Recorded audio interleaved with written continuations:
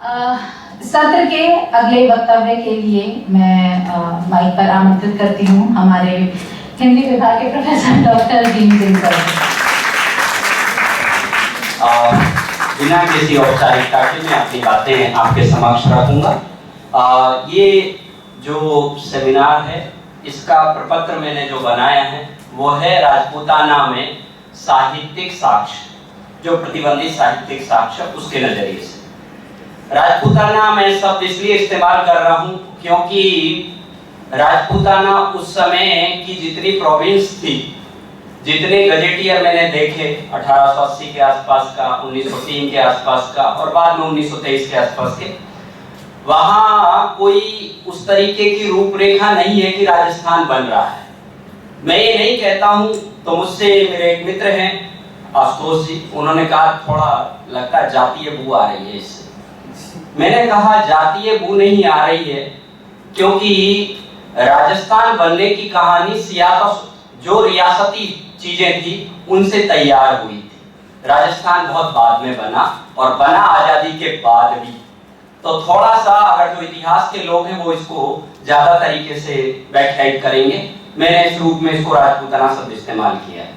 दूसरा टर्म कि राजपूताना में साहित्यिक साक्ष्य की कोई भूमिका हमारे सामने कुछ मिलती है क्या, तो मुझे पहली बार जो देखने के क्रम में चीजें आई उसमें पहला जो मुझे एक समाचार पत्र जिसका नामोल्लेख मात्र मुझे मिला वो है मजरूह सरूल 1849 का, जो भरतपुर से निकलता था। अब सवाल है उस जमाने में वो बाइलिंगुअल था, वो उर्दू में भी था और हिंदी में भी था, लेकिन उसकी कोई प्रति मेरे पास उपलब्ध नहीं हुई। मैंने बड़ी कोशिश की लेकिन उपलब्ध नहीं हुई। लेकिन पत्रकारिता के जितने जो राज्य अभिलेखागार है बीकानेर के, उनके डॉक्यूमेंट्स को मैंने सर्च किया, वहां भी उसका नामोल्लेख है, उसकी कोई जो है इमेज नहीं है। तो दूसरा सवाल यह है कि उस जमाने में अगर बाइलिंगुअल चीजें चल रही थी तो 1856 में कन्हैयालाल साहब ने, एक हेडमास्टर थे स्कूल के, उन्होंने किस तरीके से एक नए तरीके का एक पेपर शुरू किया, वो भी बाइलिंगुअल है। फिर अचानक 1857 का संग्राम छिड़ता है और राजस्थान में एक नई सियासत शुरू होती है। सियासत में माना जाता है कि 6 जगह ऐसी थी जो अंग्रेजों के डायरेक्ट कंट्रोल में थी, जहां पर उनकी छावनियां थी, नसीराबाद, नीमच, देवली, ये सब चीजें। तो वहां जो चीजें डायरेक्ट कंट्रोल में थी, उनको क्या लगता था कि सारा का सारा राजस्थान चुप था। अगर सारा राजस्थान चुप था तो तात्या टोपे को सबसे ज्यादा मदद राजस्थान से क्यों मिली? इतिहास के जरा व्याख्याता इसके बारे में न्याय करेंगे, क्योंकि इतिहास लिखना, झूठ लिखना बहुत अच्छे से आता है उन्हें, क्योंकि इंटरप्रिटेशन है सारी की सारी, जो भी तथ्य हैं उनके आधार पर। दूसरी चीज जो मुझे लगी, वहां पर 2 बड़े जो जागीरदार थे, ठिकानेदार थे, उसमें एक ठाकुर बिशन सिंह है और ठाकुर कुशाल सिंह है। उन पर पहली बार गदन प्रताप राव ने, जो एक बहुत महत्वपूर्ण कवि थे, 1857 का पहला रिटर्न डॉक्यूमेंट्स उनके वहां मिलता है मुझे, जिसमें ये कहता है मैसन मारा गया और फिरंगी भाग खड़े हुए। ये पहला राजस्थानी में पहला साहित्यिक साक्ष्य मुझे वहां उपलब्ध होता है। दूसरे साक्ष्य को अगर हम देखें कि राजस्थान में, क्योंकि एक स्टडी का कोण इसका ये भी बन सकता है, जो मैं समझ रहा हूं उस चीज को, क्योंकि ये समय बहुत बड़ा है और मुझे 20 मिनट का आदेश है, मैं उसमें अपनी बातें सीधे रखूंगा, कि 1864 में राजस्थान में लिथो प्रेस की स्थापना होती है। लिथो प्रेस अजमेर के पास बयावर एक जगह है, बयावर में, और वहीं पर पहली बार स्कॉटिश लोग आते हैं। उनको जरूरत है 2 तरीके की चीजों की, एक धार्मिक साहित्य का अनुवाद करना, दूसरा उनके जो विद्यालय हैं उन विद्यालयों में टीचिंग के लिए किताबें, पाठ्य पुस्तकें तैयार करनी है मिशनरीज को। तो सवाल है, पहले जो आजादी से पहले वही गजेटियर के कह रहे हैं कि इस रियासत में इन भाषाओं में जो शिक्षा दी जा रही है, अरेबिक में शिक्षा दी जा रही है, फारसी में शिक्षा दी जा रही है, देसी भाषा में शिक्षा दी जा रही है, संस्कृत में शिक्षा दी जा रही है, और गजेटियर आके क्या कहते हैं, अब आपको 3 भाषाओं में ही काम देना है। पहला अंग्रेजी, दूसरा हिंदी, तीसरा उर्दू। बाकी सबको क्या मारने का ठेका आप लोग लेके बैठे थे क्या? ये क्या आपने सांस्कृतिक नरसंहार नहीं किया था? आपने इस देशज विरासत की जो भाषाओं में ज्ञान की परंपराएं थी, ठीक है कि वो व्यवस्थाएं गलत रही होंगी, निश्चित तौर पर थी बहुत सारे, क्योंकि गुरुकुल सिस्टम कोई आइडियलिस्टिक सिस्टम तो था नहीं। मॉडर्न एजुकेशन सिस्टम ला रहे हैं तो ठीक है, लेकिन आप साथ के साथ मेयो कॉलेज भी बना रहे हैं। आपका तो डबल स्टैंडर्ड है, हिपोक्रेसी तो आपकी वहां दिखती है। तो सबसे बड़े हिपोक्रेट्स शायद अंग्रेज मुझे दिखते हैं। इसको उस नजरिए से भी हम पढ़ सकते हैं एजुकेशन सिस्टम के अकॉर्डिंग कि उस समय राजस्थान में लिटरेसी रेट कितनी थी। मुझे उस रिकॉर्ड में देखने को मिला कि बीकानेर रियासत अजमेर में अलग अलग जगह पर लिटरेसी रेट जाटों में 0 थी। आश्चर्य हुआ मुझे, और मुझे लगा कि अगर इतना बड़ा ये झूठ है या सच है मुझे नहीं पता, फिर जाट राजा सूरजमल वाली जो विरासत थी और बाद में रामनारायण चौधरी के हवाले से जो स्वाधीनता आंदोलन में उन्होंने बहुत सारे समाचार पत्रों का संपादन किया, वो विरासत क्या है? तो ये एक कहीं ना कहीं फांक दिखती है कि उनके डाटा जो उन्होंने दिए हैं शिक्षा में लिटरेसी रेट के, कि लिटरेसी रेट इस कौम में कम है, इस रियासत में कम है। तो ये जो आप बना के दे रहे हैं, क्या उन पे हम 100% यकीन करें? मेरा मन नहीं माना, और मेरा मन इसलिए नहीं मानता है क्योंकि मैं उस आसपास के उस क्षेत्र से हूं जहां राजा सूरजमल को भी गाया जाता है। तो एक पहलू उस नजरिए से भी मैं इस चीज को देखने की कोशिश कर रहा हूं। तीसरा जो मेरा एस्पेक्ट है कि क्या महर्षि दयानंद ने आके कुछ काम किया राजस्थान में, क्योंकि उनका तो क्षेत्र उत्तरी था और राजस्थान के बहुत सारे रजवाड़ों को उनका साथ सहयोग मिला। तो वहां एक उदयपुर के महाराणा थे सज्जन सिंह साहब। अजीबोगरीब स्थिति है कि हिंदी साहित्य के इतिहास में जब भी वीर विनोद की चर्चा तो होती है, उसके संपादक की भी चर्चा होती है, लेकिन कभी हिंदी पत्रकारिता में राजस्थान की जो राजपूताना की जो पत्रकारिता है उसका नामोल्लेख नहीं मिलता है। ऐसा क्यों? क्या रियासतों का अपना एक अलग तरीके की राजनीति या पाठ्यक्रम निर्माण की भी अपनी समस्याएं थी? इस पर भी जरा देखा जाए तो वहां से एक समाचार पत्र निकलता है जो महाराणा सज्जन सिंह, सज्जन कीर्ति सुधाकर। अब सवाल है ये, क्योंकि मुझे लगता है मेवाड़ रियासत में चाहे अनचाहे एक तरीके का पैक्ट है, दो जातियों का पैक्ट मुझे लगता है, क्योंकि मैं एक रीडर के तौर पर बोल रहा हूँ, कोई मैं आधिकारिक विद्वान नहीं हूँ।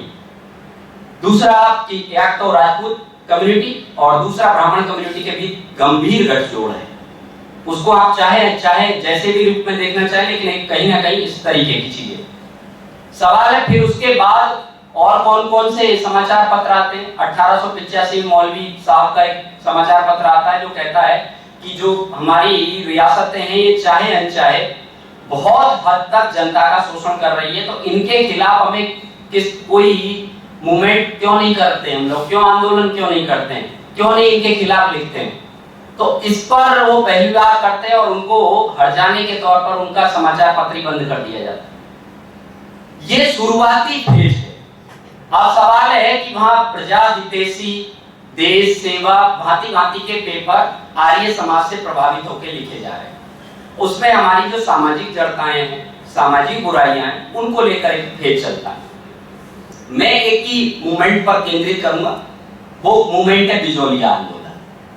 बिजोलिया आंदोलन के हम 4 चरण बना सकते हैं। 1897 से लेके 1913 तक, 15 तक, जितना सेकेंड फेज 1916-15 के आसपास से 23 तक, तीसरा फेज 23 से आप 31-32 तक, और 32 के बाद 41 तक, और उसके बाद भी उसको आजादी के बाद 48 तक भी बना सकते हैं।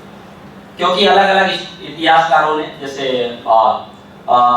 शंकर साय सक्सेना साहब जैसे लोगों ने, जिन्होंने उनका बिजोलिया का मूवमेंट का पूरी हिस्ट्री लिखी है, उन लोगों ने उसके बारे में काम किया है, पद्मा मैडम ने काम किया है, तो उन लोगों के काम के नजरिए से भी चीजों को हम देख सकते हैं। तो सवाल है वहां पर बिजोलिया में ऐसी क्या चीजें थी कि जो शोषण की जो प्रक्रिया थी वो किन लेयर्स पे किसानों के साथ थी। क्योंकि हम कहते हैं पूरा आजादी का आंदोलन एक तरीके से शिक्षित वर्ग द्वारा चलाया हुआ आंदोलन है या व्यवसायियों द्वारा चलाया हुआ आंदोलन है, या इसमें सामाजिक वर्गों की और भी भूमिका है भी है कि नहीं है। हमारा सवाल ये है कि जब तक देश कभी बनता है या राष्ट्र कभी बनता है या स्वाधीनता आंदोलन कभी चलता है तो उसमें सामाजिक वर्गों की सभी की भूमिका निहायत जरूरी होती है। तो किसान वहां कैसे हैं और किसान क्यों आंदोलन करते हैं, तो आप देखेंगे उसमें लगभग 104 प्रकार के टैक्स लिए जा रहे हैं बिजोलिया में। उनमें से 74 सूची तो सीधे सीधे एजीजी के सामने प्रस्तुत की जाती है। लाटा अलग है, चवई कर अलग है, कुंता अलग है, लागतों का एक पूरी लंबी फहरिस्त है। तो इसको लेकर कौन सा समाचार पत्र काम कर रहा है? तो मुझे लगता है एक तो प्रिंटिंग प्रेसों पर तो सीधे सीधे प्रतिबंध है, उनको तो आपकी कॉपी देनी है। तो विजय सिंह पथिक साहब के नेतृत्व में सेकंड फेज में, पहले फेज पे मैं छोड़ रहा हूं क्योंकि वो आंदोलन धाकड़ जाति द्वारा शुरू हुआ। धाकड़ों के साथ प्रेमचंद भील, नानजी भील, मन्नाजी पटेल, भांति भांति के लोग हैं, वो लंबी फहरिस्त है। तो वो फहरिस्त में अगर आप चाहें तो उनको भी एक बार जरा देखें कि इन लोगों ने कैसे जागृति फैलाई। तो उस जमाने में एक लाला साधुराम दास थे, सीताराम दास साहब, वो संस्कृत के सूक्तों को मूल वहां की माड़ भाषा में दबा के बोलते थे, जिससे लोगों को कम्युनिकेट होता था, जन जागृति फैलती थी।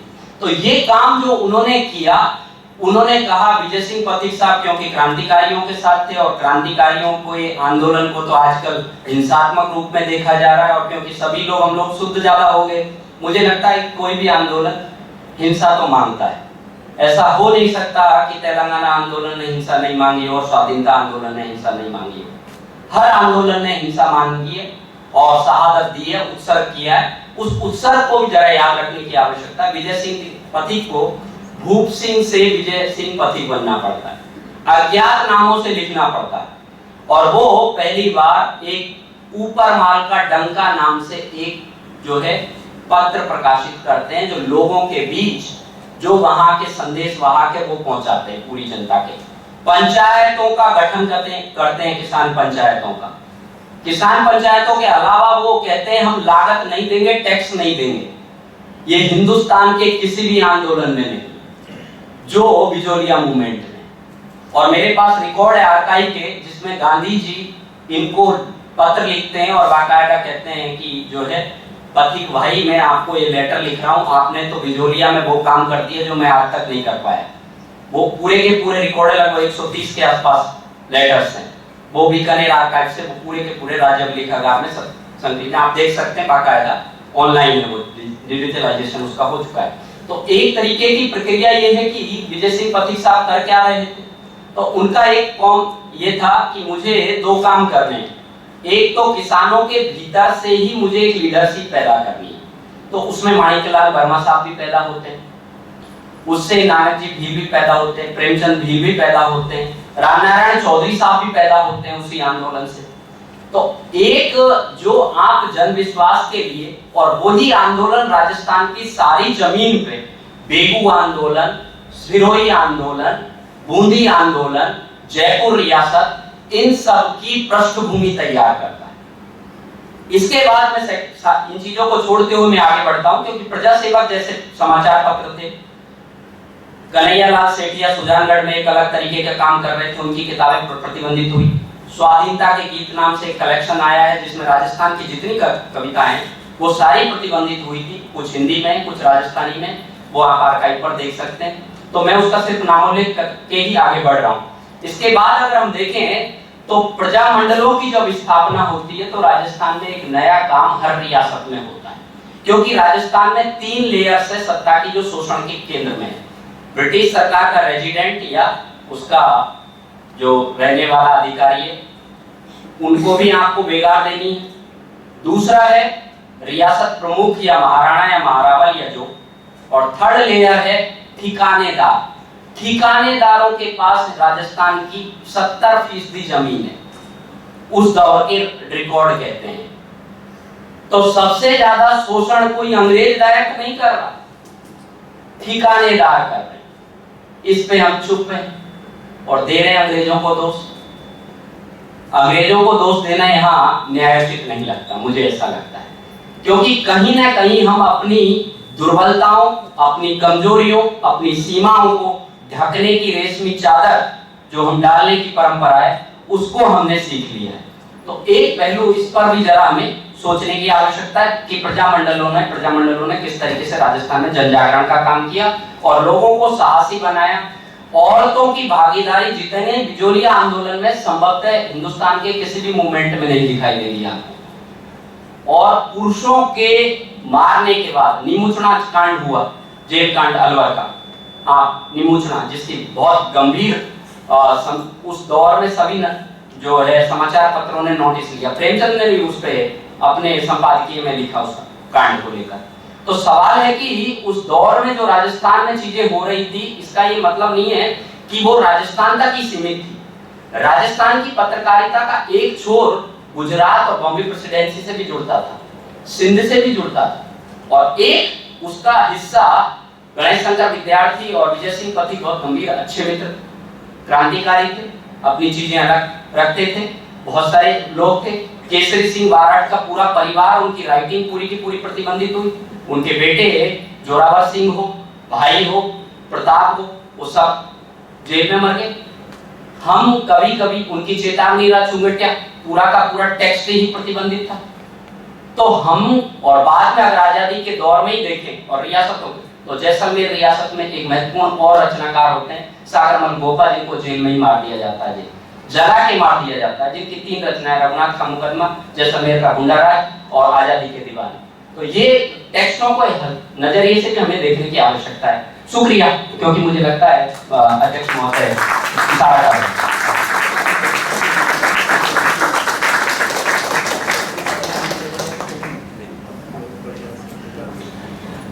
शुक्रिया भीम सर। आपका वक्तव्य सुनकर मुझे शमशेर बहादुर सिंह की कविता की वो पंक्तियां याद आती हैं कि बात बोलेगी हम नहीं, भेद खोलेगी बात ही।